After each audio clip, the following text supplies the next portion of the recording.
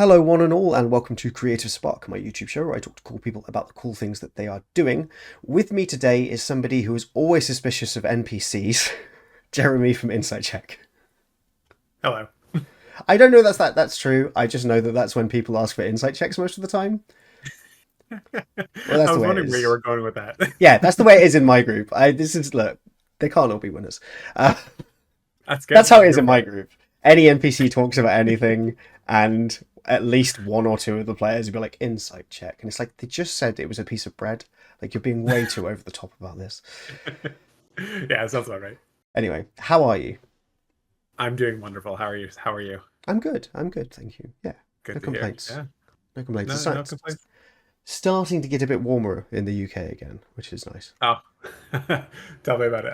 It's been brutal. I don't know. I'm for anyone listening. I don't know if you know. I live in the brutal north in Canada, where it is for the last couple of weeks. It's been I don't know -20 Celsius. I don't know what that is in freedom units. So for anyone in the States, I'm sorry. And it's been like feet of snow, like 2, 3, 4, 5 feet. It's just been aggressive and horrible, and I'm ready for winter to be over. Yeah, so that's real cold. I've been dealing with like 3 to 5 degrees, and I'm like, brr, chilly. Um, Yeah, I lived in the UK very for like different. 5 years. Oh, So really? I know. Yeah, I lived in London for about 5.5 years. So I know Hmm. the winters over there were felt like spring to me. It was glorious. Oh, yeah, I can imagine. Yeah, you see people who are like from colder climates walking around in t-shirts all the time, and people Yeah, from warmer climates walking around in the summer in jumpers and stuff. exactly. Relaxing. Anyway, we are going to talk about your YouTube channel and your journey into YouTube specifically. So, for you, that means jumping back roughly 4 years ago because your first video was April Right. 2021, right? It was correct, and it is an awful video. But it's the first video. You got to leave them up. What prompted you to want to start a YouTube channel? Yeah, that's a great question. I spent a lot of time watching tons of different channels that are still around. Like they were super inspirational to me at the moment. Like things like Dungeon Dudes and Treant Monk. Obviously, Hmm. I know Colby from D4 had kind of started a little bit, maybe like a year, maybe even less than a year before I did. Mm. And I just kind of been like seeing all these different channels, and I was really enjoying getting engrossed in them and just sort of watching and learning more. Um, it was something like I would watch on my lunch breaks at work, and I would just come in. I was really invested in wanting to know more and hearing from Mm. different people's thoughts and perspectives and all the different incredible facets that exist in the game. Um, and then and then at one point in my life, I was doing I was living in London, Ontario, a different part of Canada, Hmm. not London, England, where I also live, but I was living in London, Ontario, and I was working in Toronto, which is about a 2 hour drive away. Right. So it was a 2 hour drive each way. So it was about Eesh. 4.5 hours of commuting, 4 to 4.5 hours of commuting every single day. It Yeah, was that's rough. absolutely, yeah, it was brutal. It's horrible. And I just needed like something to do during this time. Hmm. Um, so I just kept thinking, I was like, well, I'm watching all these videos. I love D&D. I love playing the game. I love talking about it. I love just thinking about it. And like, Mm. I've suddenly found myself with all this time on my hands. So I was like, well, I should probably do something with this time Yeah. and not just like sit there mindlessly listening to a podcast or a music or whatever. I was like, I'm going to start kind of thinking up what I want to do and maybe make my own videos and talk about D&D. And a lot of it's probably going to be a little bit derivative and the kind of things that everyone's done before, but Hmm. it just sort of started as, for me, it was just something to do to pass the time. And it was something that I was really interested in and I'd always kind of wanted to do anyway. And it was kind of this sort of gave me the impetus and it gave me the time, because it's always, oh, I don't have time to do that. I don't have time to Yeah. do that. I don't have time to do that. And suddenly I found myself with an insane amount of time Mm. to do this kind of stuff. So yeah, and so that's kind of what made me want to just like take my first step in and jump in and just start working on videos. I had never scripted anything. I had never filmed anything. I had Mm. never recorded or edited or done any of this stuff in my life before. So it was like a very much like I kind of want to do it, and I just sort of jumped in and decided it was time to learn and let's do it. Very cool. How did you land on the name Insight Check? That's a good question. I don't really remember to be well. Okay, if in the first video, I actually the original name for the channel was actually called Fall Damage, And Okay. how I came up with that name, I also don't remember. Mostly because I thought fall damage was kind of a joke. Like it's like, oh, you Mm, take 1d6, and it was kind of funny. I just thought it was really silly. It was just sort of like a silly thing. I was like, oh, it's just I don't even know. In my head at the time, 4 years ago, it seemed like just a silly thing that would be kind of funny. I didn't know like if I was gonna take the channel seriously, if it was gonna be kind of a mm, joke, or what I was really doing with it at the time. So it just seemed like kind of a funny thing. But then I did it. I put out a video, and I was like, I don't know. It just didn't feel right. And then I kind of thought about it a little bit more and more, and I remember kind of thinking like, I guess I don't want it to be a joke, but I don't want to be like super serious either. yeah. So I just kind of I wanted to just maybe present it in a way where thinking about things or thinking about the game in maybe a slightly different way, or Yeah. thinking about the game maybe that's not the most uh, not the most direct, or not the most straightforward thing that everyone's already done. Now it's ironic that I say that because literally every video I put out for at least the first year was like incredibly uh, redundant from anything Mm, that had ever been created in the space before. So I wasn't really doing that, but I felt like I guess in my head it was like a goal. It's what I wanted to do. I yeah. wanted to get to a point where I was not just making here's how to be a DM video, and Yeah. here's how to not suck as a player, or here's how to not suck as a DM, or here's like I wasn't trying. I wanted to do something that was a little bit different, and it took me a long time to get there, but that was I guess it created that goal. So I want to be something that's a little bit more like insightful, and then Yeah. Insight Check just kind of worked with the game, obviously. So that's sort of I guess the way that all kind of came together. Do you feel as though doing the like the cliche D&D topics to begin with helped you like hone your craft, or is it something you'd rather have started stronger, or how do you feel about it? Uh, yes and no. I'm happy I did it because it confirmed that it's not the type of content that I wanted to really Mm, make. Not that I have anything against. Like I said, I spent tons of time watching that kind of stuff. yeah. But there's already so much out there, and there's people who are more talented than I am, and who are better than I am, and who have a lot more experience than I do, Yeah. that are already teaching people how to do, how to be incredible DMs, and how to run their games in creative and unique and fascinating ways that maybe they never thought of before. And then Mm, that's amazing, and like more power to those people. Um, but I realize that it's just not exactly what I wanted to do, and that doing those videos anyway helped me kind of confirm that. yeah. It's that everything I'm going to say, it's been said. People have Yeah. done it already before, and I'm not. I don't think I'm so special and so creative to have. I'm to have come up with something completely ingenious on my own Yeah. that no one's ever thought of. So I'm happy for the fact that I did it because it helped me confirm those things that I didn't the knowledge that I don't want to do this anyway. But on the other hand, like doing that definitely made like growth hard Mm, at the beginning, because it's like there was nothing interesting, or there was nothing unique. It's like, why is anyone going to watch a video that I make versus a video that anyone else is going to, or someone yeah. with hundreds of thousands of subscribers or tens of thousands of views on their videos? Like, Yeah. they're not going to tune into the dude that just showed up and is making the same video anyway, right? Makes sense. Yeah, I had a similar thing. I've done a few D&D videos, and I was like, oh, I'll do advice on. Why am I doing advice? Everyone's done advice. Nobody wants to listen to another white dude talk about Yeah, how to do anything, really. exactly, Um, yeah, it's tricky. for It's sure. tricky finding your niche. Where do you feel as though your niche has landed now? Then.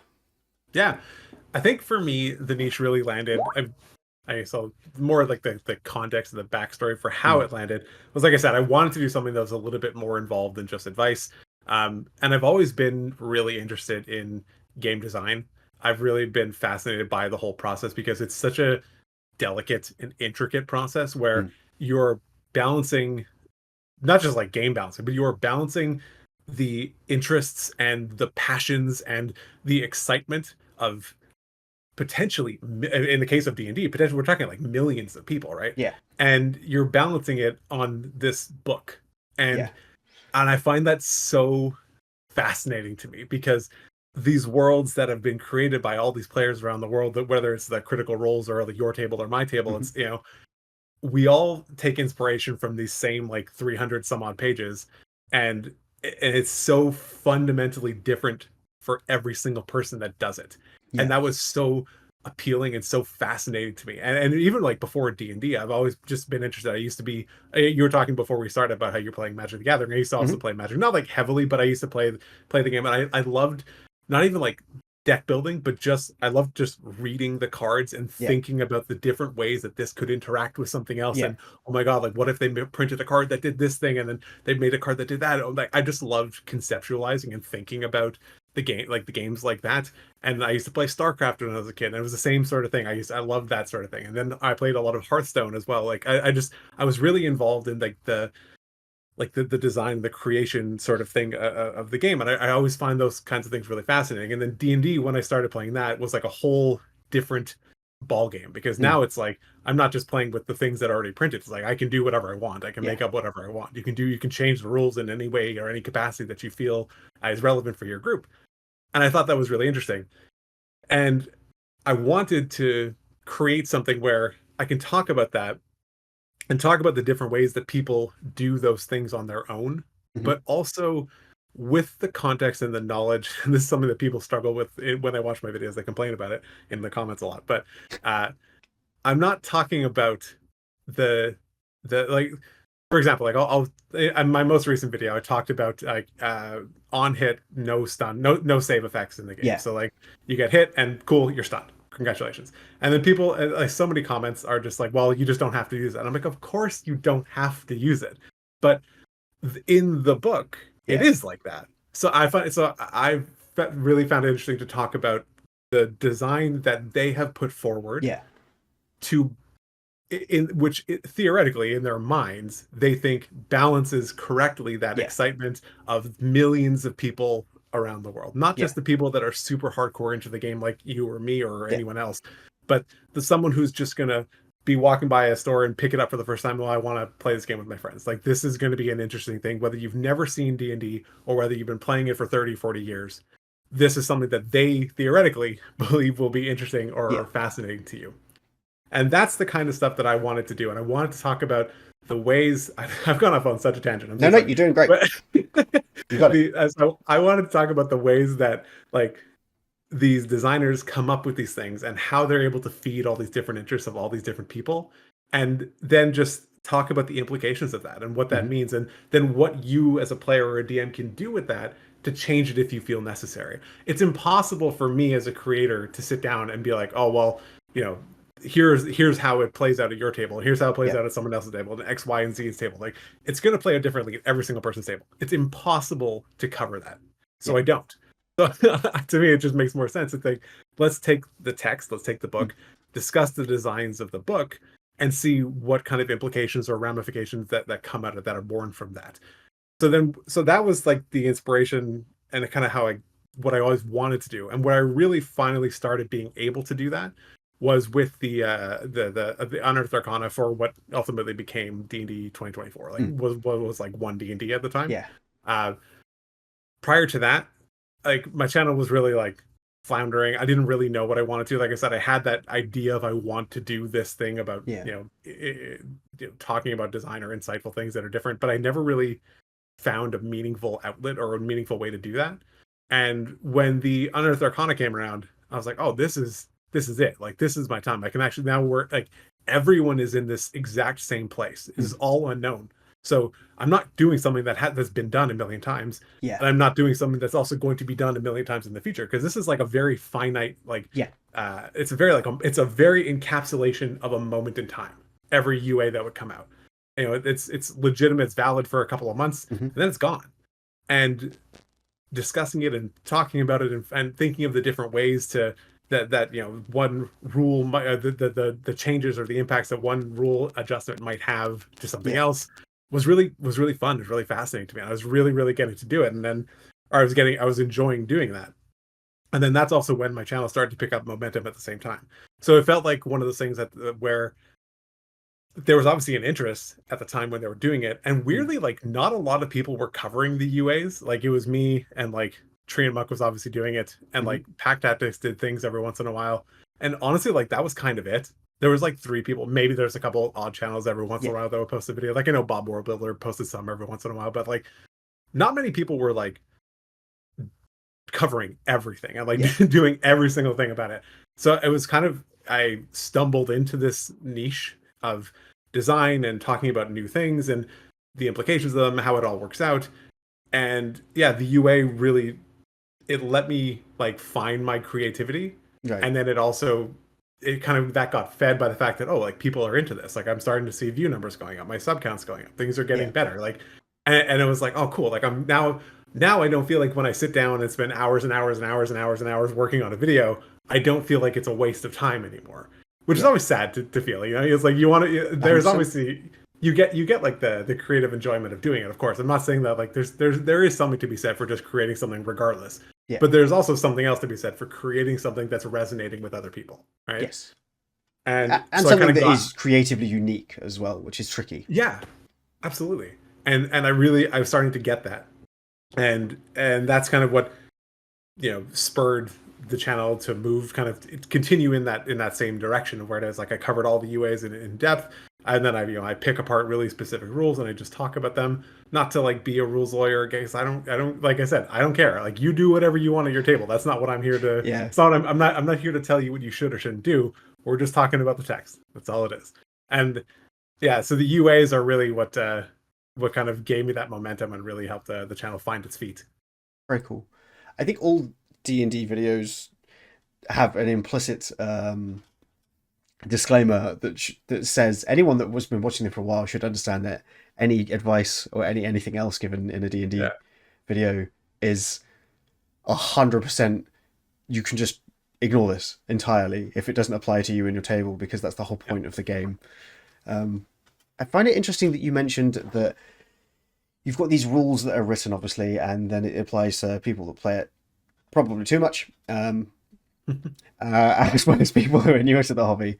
And that actually, a lot of the time, the rules as written are only ever going to apply to those newer players, because those of us who've been playing for a long time tend to just homebrew stuff on the fly. Anyway, which is just a thought, not anything particularly relevant to anything. It was just an interesting thought I had, I think, maybe. Interesting actually, because I don't actually homebrew very much. I like a lot. I'm not gonna say I don't do everything, not necessarily strictly rules as written, but I honestly, for the most part, don't throw in a lot of like, here's a random thing I made, or here's Okay. like a complete variation to a rule. Like for the most part, like we're not strict, we're not rules lawyers in my Yeah. group, but we mostly just kind of, like I say in my channel a lot recently, but like we just sort of vibe it out. We're just like, hey, this makes sense. We're cool with it. Let's just roll with it. Like here's how it works. Here's how it plays out. We're fine with it. We don't tend to think too much about it. We're, a bunch of dudes in our 30s with kids who just want to sit down and play a game and have some fun. Yep. Yep. Like that's Very relatable. yeah. It does change your view on the whole game. I just Oh, want to for do sure. stupid voices for a couple of hours and then be done with it most of 100%. the time. um, how do you feel about the place that D&D YouTube is at the moment and your space within it? The spicy one. I Uh, know. Sorry. I'm assuming that this is based on the context of the apparent perception that, maybe not as much right now as we're recording this on like February Yes. 22nd or 23rd or whatever, but maybe like a month ago, there was A a month ago, lot. the There sky was was falling, right? it 100%. Everywhere you looked, it felt like the sky was falling. Yeah. Every channel put out a video talking about how, this is the end of D&D and the end of D&D, or at least Mm. at the very least the end of D&D YouTube, Yeah. and there's nothing else to see here. Pack up your bags and go home. And I don't think any, to be completely frank, like I don't think any of that is true. Um, I honestly, I have maybe an implicit bias in not wanting it to be true, and I can recognize that, and maybe Perfectly that's of course reasonable. the case. Like, but it's, yeah, exactly right. It's perfectly reasonable. I don't want it to be true, but I also genuinely don't think that it's true. Mm. Like, I think a large part of what's happening is that there are just a lot of different channels. Mm. And in 2017, 2018, 19, 20, whatever, where it was like, the Dungeon Dudes and Treant Monk, yeah, like every video is going to pop off and get, Yeah. 1, 2, 3, 400, half a million. And there's plenty of Dungeon Dudes videos that have like clipped 1 million views. Yeah. And that doesn't really happen anymore. But I don't really think it's because D&D YouTube is dead. it's more than likely just because that viewer base is much more distributed than it ever was before. Yeah. And like I talked about this in like even in my Discord when I put out a video on the UA Artificer that came out like at the end of December. On the same day, like literally within minutes of me putting it out, I put one out, Treat Monk put one out, and I can't remember, someone else put one out like within minutes of I each think other. Colby did And one on it. I think he did too. And they were all like with like so close in period of time. And I was like, well, that's it for me. Because like I was the smallest channel that or I think it was Pointy Hat, I think did one at the same time. Okay. And I was like, well, that's it. All right. So that's good luck to my video. It's done. Because the reality is that like there's only so many times you're gonna want to watch someone talking about the Artificer. Yeah. So you're not going to watch my video twice. Like, or sorry, you're extremely unlikely to watch Chris's video, which is the first one you're going to click on, and you're extremely unlikely to watch his and then go ahead and watch mine. And some people will. There's going to be some crossover that are going to be interested in hearing different perspectives. I am one of those people. I watched Chris's and I didn't watch mine. I created mine. I watch a bunch of stuff on the same things because I'm just like, give it to me. 100%. But like, and there are a non-zero amount of people that do that. They want to get different perspectives from different people. Like I said, I'm one of those people. You're one of those people. I just like hearing the different thoughts of the people that I find interesting to talk about. I want to hear their thoughts. I want to hear how they arrived at whether they arrive at the same conclusion or different conclusions. That's what I'm interested in. I just want to hear it. But not a lot of people are. And like I remember when I put out that video, I just remember watching like the click-through rate just like it was just like just tumbling down. It was just absolutely plummeting, and it always goes down. It's normal every time people, it's a natural process for it to descend, and that's fine. But like the rate of descent on this was just aggressive. It was just absolutely plummeting down, and I'm like, well, you know what? I still enjoy the video. It was fun making it, and like it ended up doing like okay, but far from like a great performer. Like if I had just, and the worst part is it was I even had the video out ready the day before, but I didn't put it out because I was like, I release videos on Friday, so I won't release it on the Thursday. I'll wait till the Friday, and I waited till the Friday, and then like if I had just put it out on the Thursday, and honestly, it probably would have turned out better. But here we are. It's I forgot what the question was. Sorry. What? The sky is falling. Who knows? The sky is falling. The sky is falling. Yeah. Just how do you feel about your spot? You're in the medium tier of D&D YouTubers, right? I guess I'm somewhere in the medium-ish tier. I'm like 13. I'm a little D&D YouTuber with 300 or so, and then you've got like the Pointy Hats and the XP to level 3s of the world, who are crushing it, and deservedly so. I am absolutely genuinely love the vast majority of D&D YouTube's work. But I think it's a bell curve thing, right? There's more of these channels who are in this mid tier, and I'm just curious about how that feels. Like, do you feel like you're all fighting for air, or do you do it full time? Is this a full time thing? No. I do wish it was. I'm not there yet. I hope to be there at some point.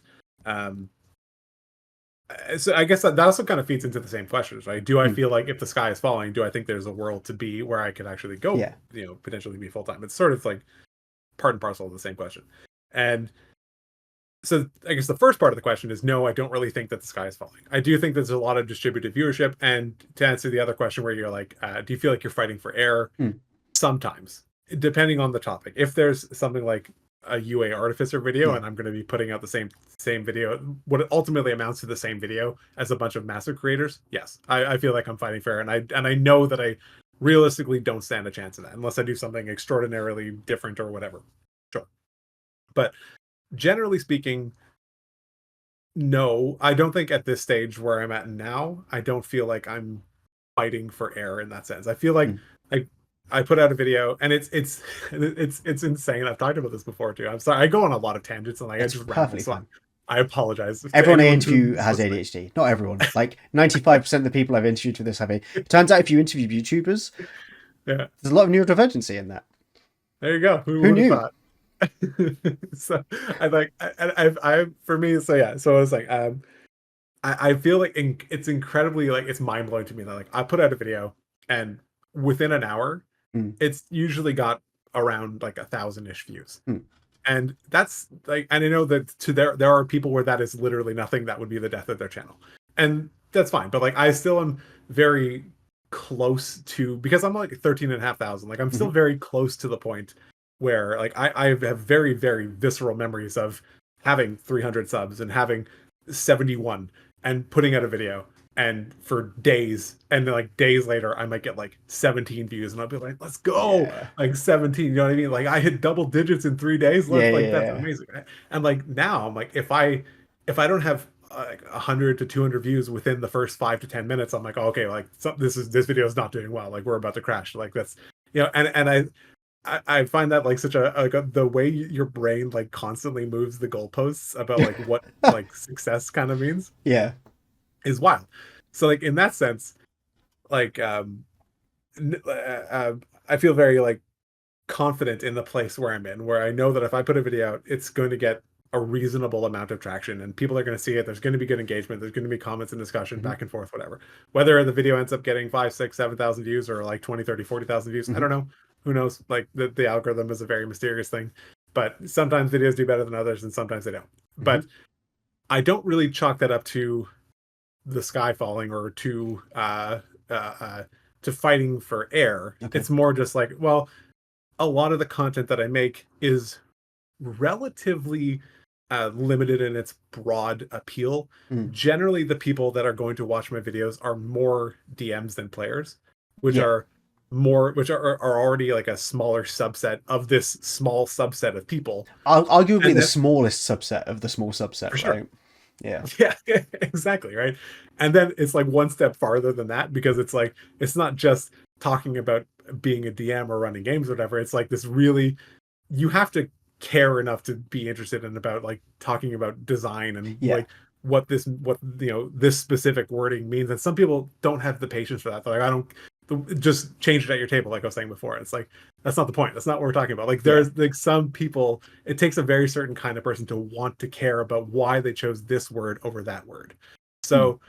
So in that sense, like, no, I don't really chalk it up to fighting for air, and I don't really chalk it up to the fact that like there's the sky is falling. It's more, it's just like I recognize the fact that the broad appeal of my channel is relatively narrow compared to someone like Ginny D or XP to level Yeah. 3 or D&D shorts and things like that. Like there's a tighter, a smaller group of people. And that's not to say that you can't go on and be successful. Chris from Tree Amongst Temple Hmm. is kind of in the, he does a lot of player focused stuff too, but there's still a lot of DM kind of stuff that goes in there, and he's Hmm. obviously very successful. He's going full time.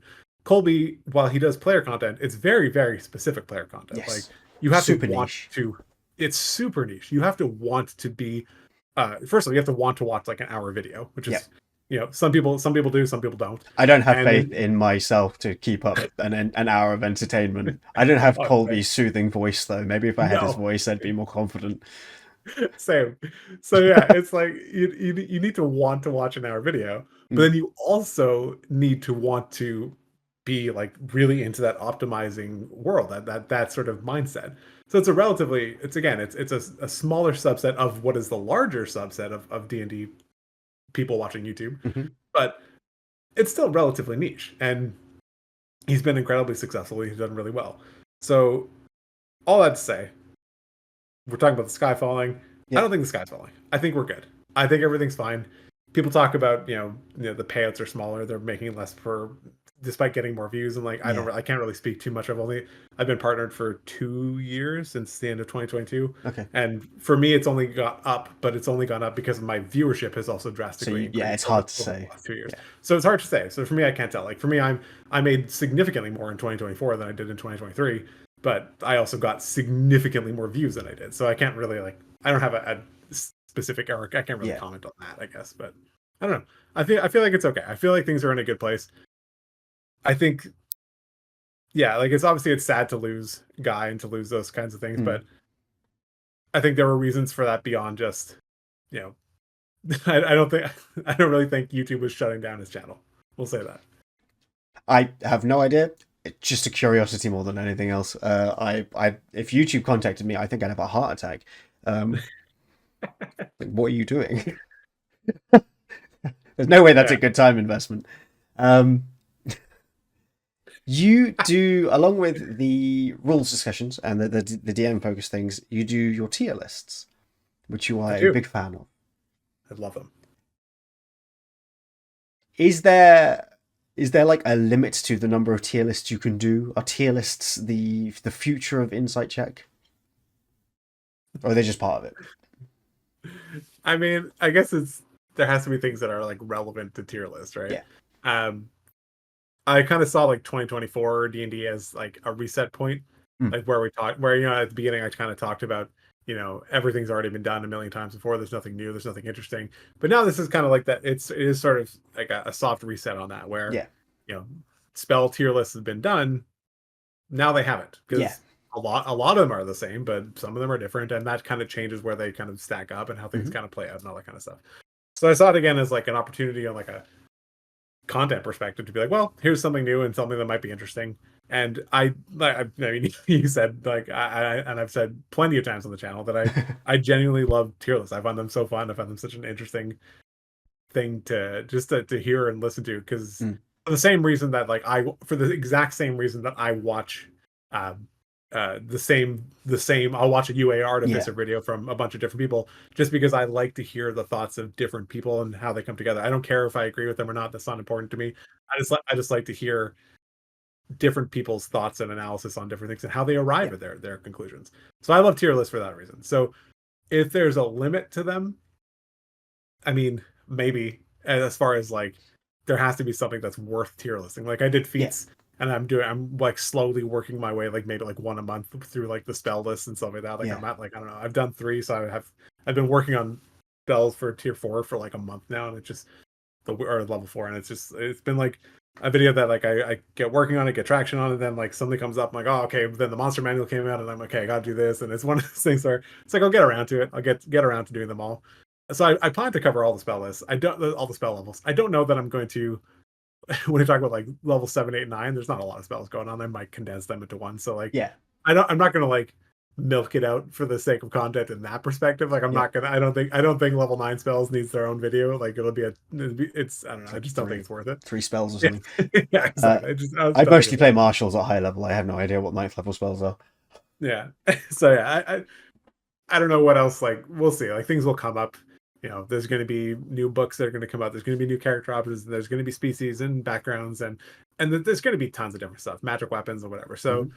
yeah, like it's something that I think is just like you said. It's just kind of part of it. It's just sort of part of the channel now. Like it's not something I'm like, oh, I'm going to do something weird and wacky. We'll do a tier list. It's just Yeah. all right. This week's video is going to be a tier list, and then I just kind of go for it and just do it. You've just gotten off, at the time of speaking, you've just gotten off kind of talking about the best creatures at different CR ranks, Yeah, which is very enjoyable. Um, thanks. do you feel as though the Monster Manual's done enough to give DMs more tools to actually balance out the power boost the players got? There's a It's a hard question in there question. somewhere. I can repeat it if you'd like. No, no, you're good. You're good. You're good. Um, yes, yes, and no. I don't, in a way that's probably unsatisfying to a lot of people. I think the answer is yes. And what I mean by that is kind of to a large extent those on hit no save effects, where it Yeah. just congratulations, you're stunned or incapacitated or paralyzed. I think that is a way of very brute forcing, uh, balancing, Yeah. balancing, shutting down player power, is just say, hey, you can't do that now. Yeah. And I don't know that that's what I said in my last video the other day that came out on Friday, where I said like, and I still believe it. Like I think it was, as far as the design limitations that they've given themselves within the context of 2024 Dungeons and Dragons as it is today, Mm. I think it was a good solution, and I'm here for it, and it's fine, and I like it. I think it is like a terrifying thing to hit a player who's not expecting it, and just say, Yeah. hey, you are like you get hit, and now you're grappled, now you're stunned, and it can be terrifying, and that can be something that maybe a lot of players and a lot of people aren't used to, Yeah. and that's gonna throw people for a loop. And I think it's gonna challenge dungeon masters to come up with encounters in different ways, because in 2014 D&D, it was very easy to just throw a bunch of stuff together because everything kind of sucked. And it's Yep. just like, well, you're not going to kill anything anyway, so you might as well just throw in like, here's 10 mind flayers, being Yeah. Yeah. facetious, Yeah. but like, here's 10 mind flayers, and like you'll probably still win. Like, and um, and then now, like, that's not really the case anymore. You definitely going to have to consider the way that you're going to create an encounter in a very different way than you were doing it before. Because now, if you throw even like, two mind flayers in the same Yeah. group, in the same encounter as a party, with their crazy initiative bonuses, like, they're going first or close to it, Yeah. and with their ability to on hit grapple and on hit stun, and then half the party is out and they can't do anything. And then, with the extract brain, the way that one that's changed a little bit, but like, things like that are going to force DMs to change the way that they think about encounters, or it's going to result in potentially some unnecessary TPKs. And like, Yeah. I don't think that TPKs are necessarily a bad thing, but I do think that a TPK that results from just like a badly designed encounter is not ideal. It's not That's really bad. what you're looking for. Yeah, you want your players to feel like they had a chance, or there was like a reasonable way to do it. Yeah. So, do I think that the 2024 Monster Manual has done enough to give the to balance out the player power? Yes, in, like I said, in a very unsatisfying way. If they've brute forced it by just saying, "Cool, you just can't use your powers now." Yeah. But no, in a sense of like, you know, some saves are even lower, so they're even a little bit easier for players to overcome. And the monsters in a lot of ways are still kind of bags of hit points. Yeah. This changes that to some degree, because some player will inevitably be forced to experience the monster's cool thing that it can do. Yeah. So it makes it so it's like, cool, no matter, you don't have a choice here. Like, I'm The doing cool my thing thing. is happening. Yeah. The cool thing is happening. You don't have a choice. Like, this is going out. So 2024 characters in general are definitely stronger than they were in 2014. There's probably some exceptions. Again, that's not my area of expertise, but there's probably going to be some exceptions. But I think that the Monster Manual is a great counter to where that's at right now. In the context, like I said before, in the context of 2024 D&D existing how it is, I think the Monster Manual is positioned very well to do what it tried to do, which is to make creatures and encounters feel threatening and feel dangerous, and probably kill some players. But whether it's good or bad, I don't know. Again, that's going to depend on how things all play out. I've run a few encounters with them, but not a ton. So we're going to have to see how that kind of all plays out. And over time, I guess we'll see as players continue to get new options and more power. We'll see how that plays out over the next, I don't know, 5-10 years, however long they plan to keep this around. We're incredibly early days in the Monster Manual at this point. Yeah. It's I think it only came out. Yeah, this week. Yeah, it only came out. Technically, it only came out on Tuesday. Yeah. So very early days. With the Monster Manual behind us and UAs, I can't imagine we're going to get many more UAs in the next few months. I could be completely wrong. No one was expecting them to drop a bunch of subclasses on us, and they did anyway. No, yeah. What's your plan for the video output future for your channel at the moment? I mean, the first thing you said about the UAs was actually, it's funny because I was actually thinking about that this morning. I was like, well, no one was expecting UAs for the Artificer, and then they did that, and then no one was expecting the UAs for the subclasses, and then they did that. So I just started thinking to myself, like, are they just going to start doing like monthly or every 2 months, like just drop a UA in the end? Like, probably not, but like maybe I don't know. And that'd be pretty cool. Like, if they did that, it would be exciting, because I think a lot of people like to look at upcoming things and see what's figure exactly and just talk about it. It's like the preview season, right? Like they do it with Magic. It's the same company. Exactly. We're perpetually in preview seasons for Magic. I hope it doesn't end up being quite so severe with D&D, because as somebody that writes about Magic for a living, there's too many previews. But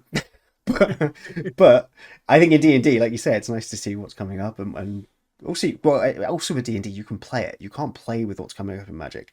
With D&D you can just be like, all right, we're running the UA classes today.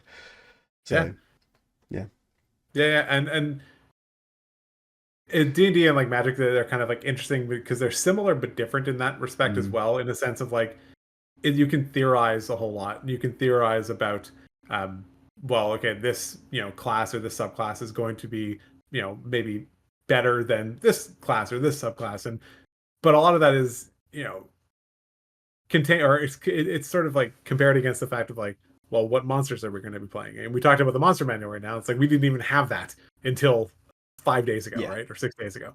And yet people have been making like power tier rankings for Mhm. classes and characters and stuff like that for months since we got the new player's handbook. And it's like, well, how do you actually know any of this? We don't know what the threats that we're going to be facing. And Yeah. the player power is always going to be relative to the threat, like what you're actually fighting.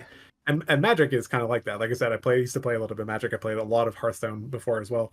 And it's kind of the same things. Like you can see these new cards and you can get a feel for them, you get a grip. But then once they're in people's hands and like decks start to formulate, and then you start to, as the meta kind of grows and shifts in Yeah. real time, you're like, well, this deck actually is actually completely insane because of this other card that plays against that other one. And oh my god, now we're in a Yeah. super fast meta where control decks are dead and everything's everything's aggro or everything's going to be combo oriented, and things can change so dramatically. And no matter how much you want to theory craft and white room a bunch of different stuff, Mhm. a lot of it just doesn't play out because it can't. Like Yeah. things change and players do that. And then obviously D&D is a different game where it's not like competitive in that sense. Yeah. But at the same time, you are still fighting monsters. You're still killing. You still Yeah. have a threat to go up against. So similar but different. What was the question? The question, that was my fault. I derailed that one, and I do apologize. Okay. The question was, what's the plan for you? What kind of video plan do you have going forwards? Yes. That was my fault. Sorry. What video? So I started that with the idea of saying if they're going to do more UAs, I'm obviously going to continue to cover UA. That's where I was going with that. I'm sorry. No, you're good. You're good. If they continue to do more UAs, that's definitely fine. I would love to continue to discussing that, talking about it. It's the hype train. It gets everyone into it. It's fun to think about new things that are going to come out, how they all kind of work and play together and all that kind of stuff. That's great. I've barely covered like anything from the last one just because the monster manual came out and it really like kind of took control over it. So I've only covered like one of the subclasses. I did the Winter Walker Ranger just because I thought it'd be fun because everyone was hating on the Ranger when it came out. And poor Ranger. So I was like, poor Ranger. So I thought, let's talk about the Ranger and like I'll get around to the other ones when I get a chance, and then the monster manual going to happen. So if more UAs come out, love to talk about more UA stuff. If more UAs don't come out or they're super intermittent and they come out like every 6 months or something like that, then there's still just a lot of interesting things. I've been kind of trying to figure out the idea of like what sort of patterns and what sort of frequency and what types of content do I want to make, because like as much as I love talking about the UA and the design stuff like that, like I mentioned before, there's a very like strict encapsulation of a moment in time. It's a very fleeting thing. So like right now, no one, like when I look at my analytics, like no one is watching UA videos from 2023. Right. So like those videos, like I work on them, I put them out, they do their thing, and then in a couple of weeks they die, and that's it. There's no shelf life for those videos, right? I've been making a conscious effort to create more, not exclusively, but more videos that have a longer shelf life. Yeah. And that's also part of where things like the tier lists come into play. Yeah. So not only do I like them, but it's also something that, whether we are in, 2025 or whether 2026 and 2027, a list of feats or spells is still going to be relevant. Like there's still going to be something, and those videos still get traction. Those videos still get views. And I did a feat video in September or August. I think I did in August, even before the PHP came out. Right. And it's 6 months later, and like that video still gets like 100 or 200 views a day. Like people are still watching it, and it's been 6 months. And like, sure, it's not a ton, but like it compounds and it adds up, right? So like I've been trying to make an effort to have videos that have a bit of a longer shelf life. And that's where also like fun things, like every once in a while, it's not my favorite thing to do, but I do like builds when there's something a little bit wacky or a little bit weird that I want to just talk about. It would be kind of funny. But so I do that. So as far as like the content strategy that I'm rolling out, it's something I'm constantly thinking about. I want to make very in the moment videos that are like really capturing what is happening in the community right now. I think it's important. I think it's fun to be able to discuss like the now and discuss what Mm. is happening and what changes are going to be rolling out or what may or may not be happening. That's really exciting to me. So that's still why the majority of my videos are going to still probably continue to be short shelf life Yeah. videos, even if it's not conducive to my perpetual growth on YouTube. It's the kind of thing that I just really enjoy doing. So Yeah. I'm going to continue to do those. But then there's also going to be a lot more. I plan to do a lot more in-depth discussions about things that are changing. Like I'm working on a video right now about the new conjure spells, and how like I hated the 2014 ones. They were the worst thing that they still give me nightmares. I can't get over it. I despise the 2014 conjure spells. And then they showed the UA ones, and I was like, oh my god, this is so much better. This Yeah. finally doesn't suck. It's not going to ruin the game. And then they put out the book, the player's handbook, and the conjure spells changed so much from the UA that we saw. Yeah. And I didn't even notice. I even wrote this in the script that I was working on. Like I didn't even really notice until I was doing my third level spells tier list video, Yeah. and I was like, oh my god, conjure animals is completely busted. And like Yeah. and like that's when it really clicked to me. Like everyone knew about conjure minor elementals, but that was busted in the playtest too. Like Yeah. and everyone was Yeah. like, this is busted. You need to fix this. They didn't fix that one, and then the other ones that were fine, like conjure animals and stuff like that, were okay in the playtest. I even ran a playtest with Chris and Colby and Pack Tactics, and Yeah. Colby used it, and everything was and it was good, and everyone was like, oh, this actually feels pretty nice. And then they changed that one and made it completely busted.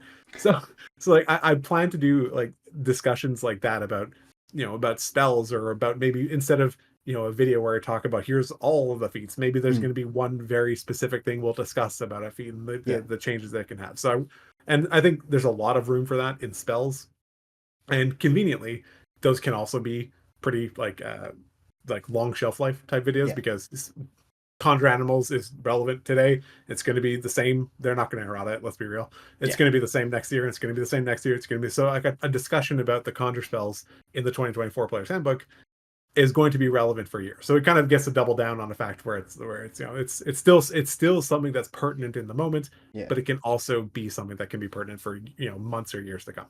So those are the types of things that I'm like always trying to work towards, to create things that are interesting now, but will also potentially have some form of some sort of like long-term Mm-hmm. relevancy. Makes sense. Would you ever consider moving into like covering third-party books and feats and spells like that? Yes and no. So I get emails like every week from people being like, hey, check out my thing, like look at my book. And I mean this from the bottom of my heart. I would love nothing more than to just like show off everyone's cool thing. Yeah. Like truly and genuinely, there are some incredibly talented people out there making wonderful works and things that are probably better than anything that Wizards of the Coast is going to put out. Mm. But like the harsh and sad reality is that those videos do not perform. Yeah. And it's like if I want that person that who submitted something to me to get viewership and for other people to see it, which is why they're sending it to me. They're sending it to me because they want Yeah. me to broadcast it out so they can get a little bit of extra some extra airtime, right? So they can get seen, which is great, and I'm totally here for that. I want to support other people as much as I can, but the reality is that if I do that, the video is not going to do well because people don't watch that kind of thing generally. Some people, there's some very specific things that do really well, and there's a lot that don't. And if I started doing that consistently, the reality is they're not going to perform, and they're not going to get, it's not going to be worth it for me to spend the hours and hours reviewing things and creating a video and putting it together. And it's not going to be worth it for the person either, because then they did this and cool, they got like 200 views, and it's like, well, that didn't really move the needle. Now I say that, but on the flip side, I don't know if you know, but like I also created a second channel called Tabletop Trends, where I work with Nathan from the channel D&D Unoptimized. Okay. And we basically exclusively do non-Wizards of the Coast third-party content, whether it's but it's usually like different games. Like we started one of the first videos we did was one of the people in my Discord server, his name is Zarek. He's creating the superhero RPG. It's called Indominant, and we created a video about that. I've been lucky to work with Alan from DC20, so we have a video about DC20. We we worked with Evan, the guy that created Nimble. So we Mm, have a video about that. We're having a videos coming out about MCDM or Draw Steel. That's going to be coming out very shortly too. very cool. So like we wanted to create this kind of thing where like we want to support other creators, we want to support the people who are making all this amazing content, but at the same time we also don't want it to negatively impact the performance or the perception necessarily of our channels. And Yeah. that's going to sound selfish to a lot of people. Like I'm sure that's going to sound kind of crappy and kind of selfish, and I get that. But the reality is that like we also pour, like I said, just dozens of hours into creating something, and I don't want to put out a video that people are going to be like, what is this? I don't want to watch that, right? And that's hard to hear, and it's hard to it sucks to even say it, to be honest. Like I truly wish, like I said before, like from the bottom of my heart, I wish that I could just go put out a video about any of the amazing creations that people have submitted to me every week or that I see in my Discord pop up all the time. Mm, I wish that I could, but it's the reality is that like I'm one person with a full-time job with a kid and a wife, and it's like I don't have time to do that. yeah. And D&D is what I genuinely enjoy, and I genuinely love it, and it does happen to be what performs and what gets Hmm. views and what does gets the things done. So it's one of those where it's like you kind of you kind of need to do the big stuff to Hmm. even consider covering the little stuff, because if you're just exclusively trying to cover the little stuff, Yeah.